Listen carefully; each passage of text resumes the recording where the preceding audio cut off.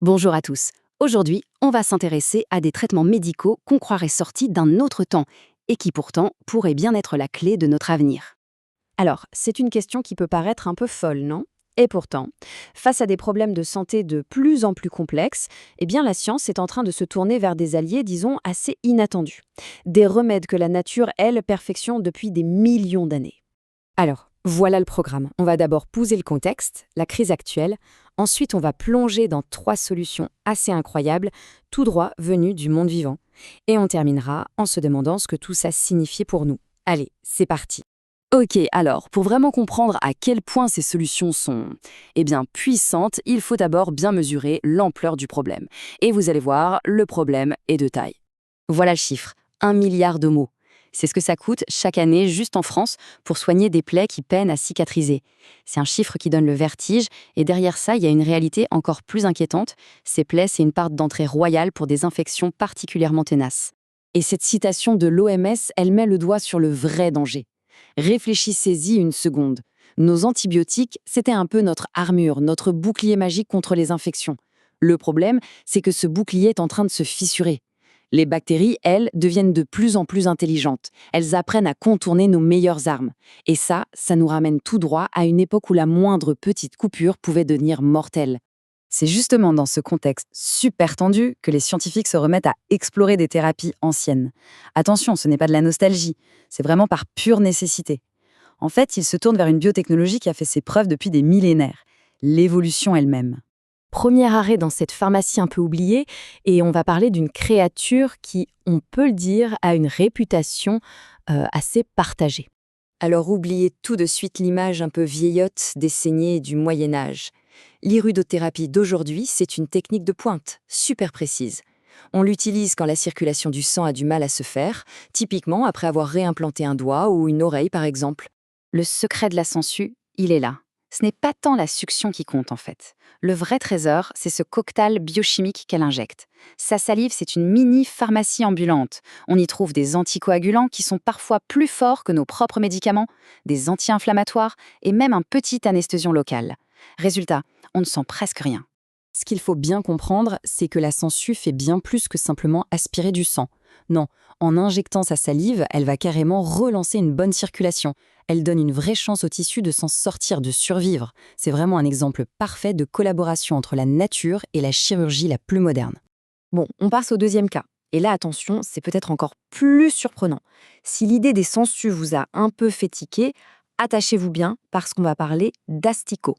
Et voilà nos fameux chirurgiens. Il s'agit en fait des larves de la mouche verte Lucilia sericata bien sûr, élevées en milieu stérile. Le nom médical, c'est la larvothérapie. Et leur mission, c'est de nettoyer là où les bistouris des humains ne peuvent pas aller. Alors comment ça fonctionne concrètement? C'est super ingénieux. Il y a une double action. D'un côté, une action mécanique. En bougeant, les larves vont littéralement gommer la plaie. Mais le plus incroyable, c'est l'action enzymatique. Elles sécrètent des substances qui vont dissoudre uniquement les tissus morts et les bactéries. Le tissu sain, elles n'y touchent absolument pas. C'est un nettoyage d'une précision chirurgicale. Mais attendez, ce n'est pas tout. Leurs sécrétions sont aussi des antimicrobiens redoutables qui marchent même contre des superbactéries, comme le SARM, ce staphylocoque doré résistant à tout, la hantise des hôpitaux. Et ce n'est pas fini, elles stimulent la repousse des tissus sains et calment l'inflammation. En gros, elles font le ménage et elles préparent le terrain pour la reconstruction. Et là, l'image parle d'elle-même.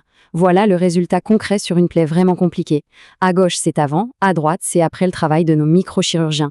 L'amélioration est juste spectaculaire. C'est la preuve que cette technique, elle peut marcher là où, parfois, la médecine plus classique se retrouve un peu démunie.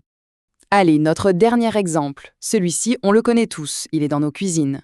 Mais ces super pouvoirs médicaux, eux, sont souvent méconnus. On va parler du miel. Quand on regarde la composition du miel, on voit surtout du sucre et de l'eau.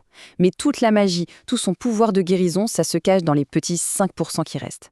C'est là-dedans qu'on trouve un cocktail hyper complexe d'enzymes, de vitamines et de tout un tas d'autres composés actifs. En fait, le miel, c'est un combattant qui attaque sur 3 fronts en même temps. D'abord, il y a l'effet osmotique. Sa très forte concentration en sucre va littéralement aspirer l'eau des bactéries et les assécher. Ensuite, son acidité. Les bactéries détestent ça. Et enfin, le coup de grâce, une enzyme qui, au contact de la plaie, produit tout doucement du peroxyde d'hydrogène, de l'eau oxygénée quoi. C'est une stratégie d'attaque ultra sophistiqués. Alors, petite précision importante, on ne parle pas d'aller piocher dans le pot de miel de la cuisine, hein. Évidemment, en milieu médical, on utilise un miel de qualité pharmaceutique qui a été stérilisé. On l'intègre dans des pansements très modernes pour être sûr que ce soit à la fois totalement sûr et super efficace. Bon, après avoir vu ces 3 exemples assez dingues, qu'est-ce qu'on retient de tout ça? Le message le plus important à comprendre, c'est que tout ça, ce n'est absolument pas un retour en arrière. Ce n'est pas de la médecine de grand-mère, c'est même tout l'inverse. C'est ce qu'on appelle de la bio-inspiration. On utilise la science la plus pointue pour décortiquer et appliquer des solutions que la nature a mis des millions d'années à perfectionner. Donc, pour résumer, la nature est une mine d'or de solutions hyper sophistiquées. Ce qui est génial avec ces organismes, c'est qu'ils n'ont pas une seule action, mais plein d'effets positifs en même temps. Et aujourd'hui, dans la guerre qu'on mène contre la résistance aux antibiotiques, eh bien ces vieux alliés qu'on avait un peu oubliés pourraient bien être notre meilleur espoir pour le futur. Et tout ça, ça nous laisse avec une question assez vertigineuse finalement.